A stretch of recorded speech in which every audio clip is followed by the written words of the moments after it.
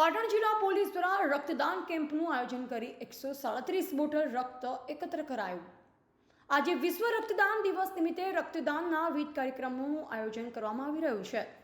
ત્યારે પાટણ જિલ્લા પોલીસ દ્વારા રક્તદાન શિબિર કેમ્પનું ભવ્ય આયોજન કરવામાં આવ્યું છે. જિલ્લા પોલીસ રક્તદાન કેમ્પમાં એસપી, ડીવાયએસપી, પીઆઈ સહિત 150થી વધુ પોલીસ કર્મચારીઓ અને અધિકારીઓએ પણ રક્તદાન કરી વિશ્વ રક્તદાન દિવસની ઉજવણી કરી. રક્તદાન શિબિર કેમ્પ માટે ખાસ ધારપુર મેડિકલ કોલેજ અને HNGU મેડિકલ સ્ટુડન્ટ એસોસિએશનને પણ સહયોગ આપ્યો હતો.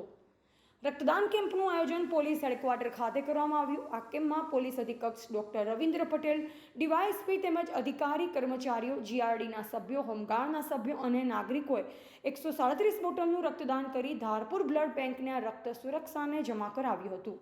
રોજ 14 જૂન 2024ના રોજ પાટણ જિલ્લા પોલીસ, ધારપુર મેડિકલ કોલેજ અને HNGU medical student medical association ત્રણેયના સંયુક્ત ઉપક્રમે પાટણ જિલ્લા પોલીસ હેડક્વાર્ટર ખાતે સવાર કલાક 8:00 થી 12:00 સુધી રક્તદાનનું આયોજન કરવામાં આવેલું, જેમાં પ્રાથમિક આયોજન પ્રમાણે કુલ 125 જેટલી રક્તની બોટલો એકત્રિત કરવાનું આયોજન કરવામાં આવેલ.